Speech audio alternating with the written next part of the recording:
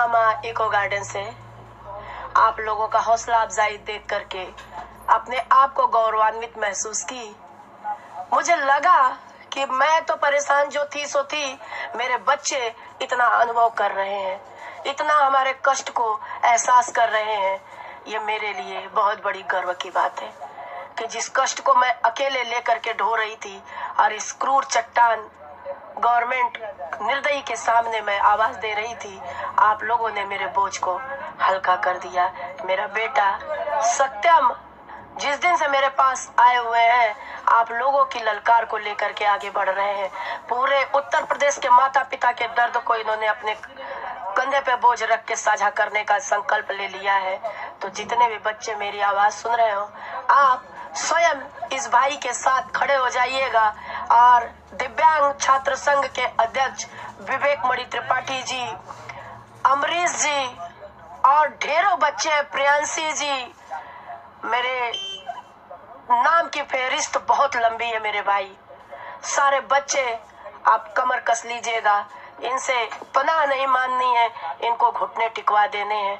क्योंकि आप कोई भी ऐसा कदम न उठाइएगा सरकार को खाली घुटने टेकने के लिए विवश करिएगा बस। क्योंकि पेट की रोटी की जो सरकार ने आप लोगों की, हमारी तो छीनी, हमारे बच्चों के सुख को छीन लिया सरकार ने।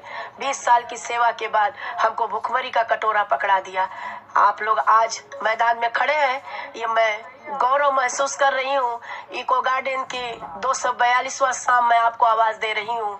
सायंकालीन शाम बेटे ने मेरे आज दिन भर परिश्रम किया है, दौड़ता रहा, काफी बच्चों के फोन आते रहे।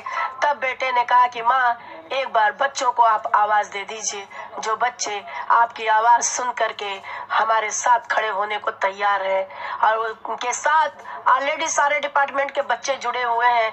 फिर भी मेरी आवाज अगर आप सुन रहे हो तो 1,72,000 परिवार का 10 गुना जोड़ डालिए, कितनी संख्या हमारी होगी। ये शायद बीजेपी सरकार को एहसास नहीं था, लेकिन आप लोगों ने मुझे एहसास कराया कि माँ आप एक चट्टान स्वयं बन चुकी हैं, एक रणचंडी देवी आप स्वयं बन चुकी हैं। और मैं प्रफुल्लित हूँ, गौरवान्वित हूँ, क्योंकि मुझे आर्मी, नेवी, एयरफोर्स और मेरे 12 रिटायर्ड टीचर जिनको कि भारत रत्न से नवाजा गया था, उन्होंने भी सम्मान दिया मुझे, गौरव दिया मुझे।